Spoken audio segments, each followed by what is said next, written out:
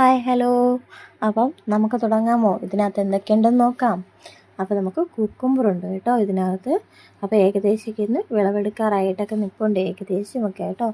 അപ്പോൾ അതങ്ങനെ കത്തിരിക്ക, അതിനുശേഷം വെള്ളരിക്ക, നമ്മുടെ വാഴത്തോട്ടത്തിൽ ഇതുപോലെയൊക്കെ വാഴകളൊക്കെ കുലച്ച് നിൽപ്പുണ്ട് കേട്ടോ.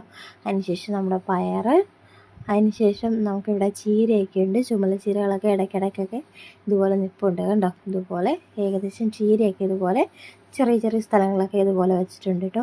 പിന്നെ നടക്കുന്ന സ്ഥലങ്ങളൊക്കെ ഒരു ഭംഗിയുള്ളതുകൊണ്ട് അതും കൂടെ ഞാനൊന്ന് പങ്കുവെക്കാമെന്ന് വിചാരിച്ചു കേട്ടോ. അപ്പോൾ അതും കൂടെ എടുത്തു. നമ്മുടെ വെള്ളരിക്കയൊക്കെ ഏകദേശമൊക്കെ ഒന്ന് ആയി വരുന്നതേ ഉള്ളൂ കണ്ടോ.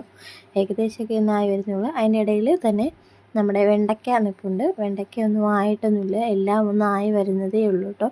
പാകത്തിനൊക്കെ ആയി വരുന്നതേ ഉള്ളൂ എല്ലാം. അതിനുശേഷം നമ്മുടെ കപ്പ തോട്ടത്തിലേക്ക് നോക്കി. അതിനുശേഷം നമ്മുടെ പയർ, ഇത്രയേ ഉള്ളൂ കേട്ടോ. അപ്പോൾ ഇത്രയൊക്കെയാണ് കേട്ടോ നമ്മുടെ ഈ ഒരു വയലിലുള്ളത്. അപ്പോൾ ഈ വീഡിയോ ഇഷ്ടപ്പെട്ടെങ്കിൽ സബ്സ്ക്രൈബ് ചെയ്യാൻ, ലൈക്ക് ചെയ്യാനും മറക്കരുതേ.